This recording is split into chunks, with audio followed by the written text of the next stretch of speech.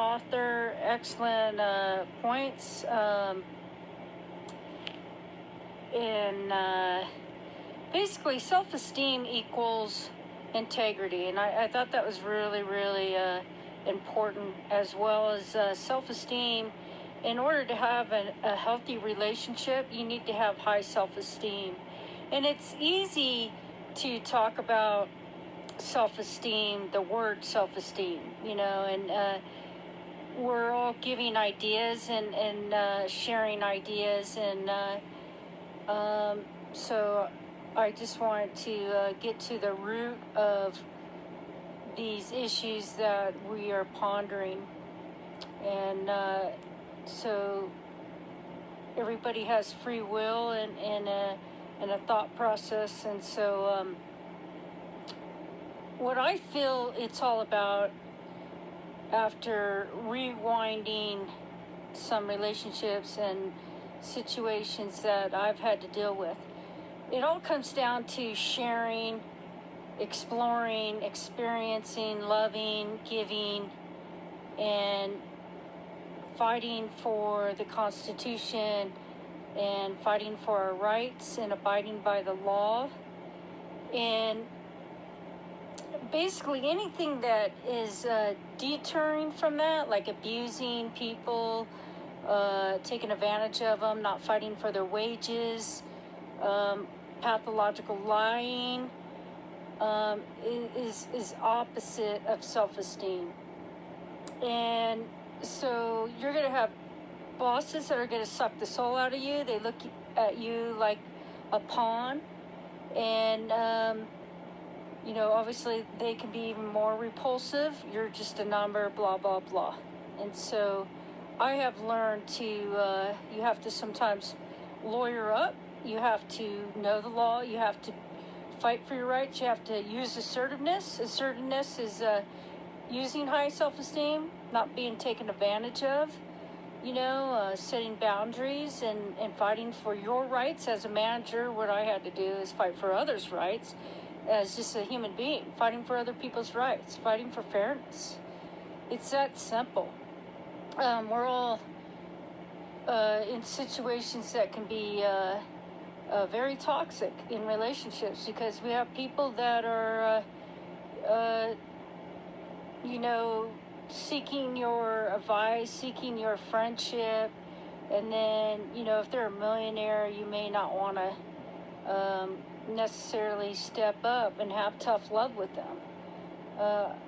For me, though, as well as it says in this book, it's best to step up. And if you lose them as a friend, so be it. But don't be charmed by people and their looks and their money. Follow basically the old King James Bible. These people that violate, that use violence, are serving the dark side. Now, it's easy to see that the people that abuse have abusive problems, addictions, alcohol, drugs, overspending, narcissistic, What I've noticed and what I'm asking you to look for into these red flags is laziness. Chances are these are the type of people that are going to smoke, drink, and order food. They're not going to be in the gym. They may go to the gym, may have a membership, but really only go once every so often. They may go snow skiing. They ski a few times down the hill, and then they head to the bar. They try to find another individual to prey on. I had some friends that did that, and they'll go to bed with the guy every week. To me, it's just not following a moral compass. They say they go to church, but their actions serve Satan. It doesn't serve, God in a godly way, a moral compass. They're all about themselves, and they're laughing in their jokes, and it seems entertaining, but on a serious level, it's not healthy. It's just toxic. And we all love whip play, but throwing swords and I guess just laughing at whip play, it's a waste of time, especially when it backfires, and blowback karma is painful. And this mentality of, risking getting a disease or giving diseases is expensive and hurtful and wrong. Not alone, it lowers one's self-esteem, one's self-worth. So, how do you spot these demons? Because basically they drink too much, they open up a portal, and the demon gets in and affects the subconscious. They become depressed, suicidal, or they hurt people indirectly. Inevitably, you're going to run into these particular individuals, male or female, that are going to try to take advantage of the law, other people's rights, blah, blah, blah. We see them, and those of us that are smart enough try to pounce on them, try to hold them accountable, are constantly trying to expose the badges of fraud, the injustice, blah, blah, blah. It's hard to grasp and understand, because you have to have wisdom, discernment, and I see a lot of people, just even myself, going through life like I'm not holding up a sign asking these individuals into my world. Unfortunately, I've needed a job, and then you get these charming bosses and women and men that think that they are serving you and they are just, and they end up being pathological liars. And it wasn't until I financially was stable that I could get into a management position and really hold these people accountable and hold their feet to the fire and fight for people's rights and point out their injustices. And you have to be really smart at this game. You have to use video. You have to tape record meetings. And then you have to provide the evidence of how they basically just are not using customer service and serving people. They're deceiving them.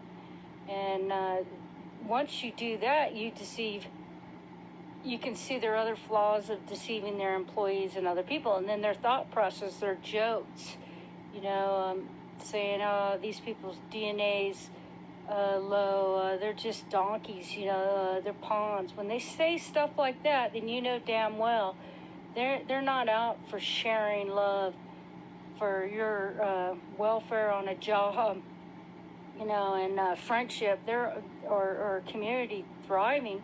They're out for themselves, their paycheck, and they're gonna not have higher wages. They're gonna just keep it going the way it is, and they're gonna be bean counters. They're gonna be liars, and they're gonna lie about the profit line, and they'll do this on and on and on, everything they can do, and then they'll try to build a case against you. So this is how the game plays out. You can read Dr. Phil's book, Life Code. Had some great suggestions, because now it's just getting more vicious out there. And it'll give you strategies in the workforce as well as in your relationships. The number one weapon these abusers will use is trying to get rid of your friends and family. And that's one strategy they will use. That's in that Life Code book. And, you need to definitely be smart. Be like an investigator, and play your cards right. And it's basically really easy. It's either following the old King James Bible or following Satan. And everything's almost hijacked now. Your churches are hijacked, so that would indicate that clergy are not using any discernment or wisdom.